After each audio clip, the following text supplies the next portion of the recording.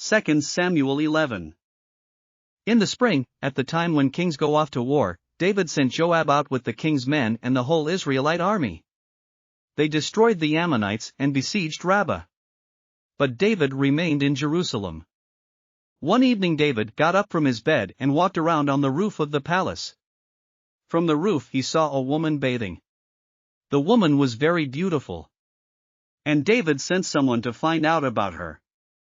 The man said, "She is Bathsheba, the daughter of Eliam and the wife of Uriah the Hittite." Then David sent messengers to get her. She came to him, and he slept with her. Now she was purifying herself from her monthly uncleanness. Then she went back home. The woman conceived and sent word to David, saying, "I am pregnant." So David sent this word to Joab, "Send me Uriah the Hittite." And Joab sent him to David. When Uriah came to him, David asked him how Joab was, how the soldiers were, and how the war was going. Then David said to Uriah, "Go down to your house and wash your feet." So Uriah left the palace, and a gift from the king was sent after him. But Uriah slept at the entrance to the palace with all his master's servants and did not go down to his house. David was told, Uriah did not go home. So he asked Uriah, "Haven't you just come from a military campaign? Why didn't you go home?"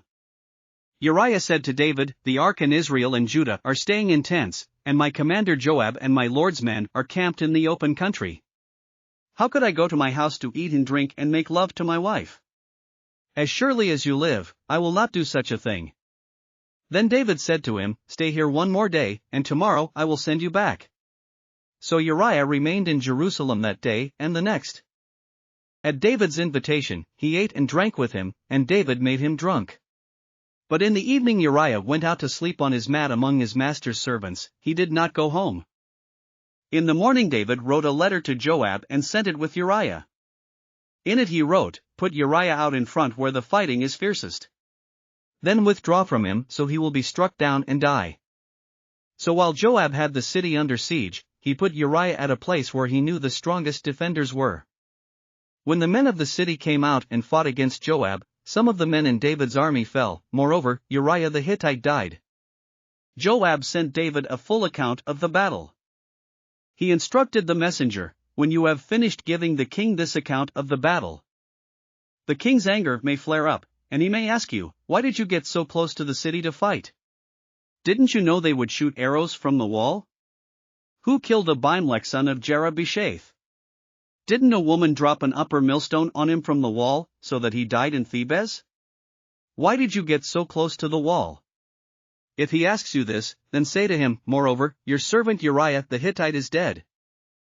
The messenger set out, and when he arrived he told David everything Joab had sent him to say. The messenger said to David, "The men overpowered us and came out against us in the open, but we drove them back to the entrance of the city gate. Then the archers shot arrows at your servants from the wall, and some of the king's men died. Moreover, your servant Uriah the Hittite is dead." David told the messenger, "Say this to Joab, 'Don't let this upset you, the sword devours one as well as another. Press the attack against the city and destroy it.'" Say this to encourage Joab. When Uriah's wife heard that her husband was dead, she mourned for him. After the time of mourning was over, David had her brought to his house, and she became his wife and bore him a son. But the thing David had done displeased the Lord. Thanks for listening to another chapter of the Bible.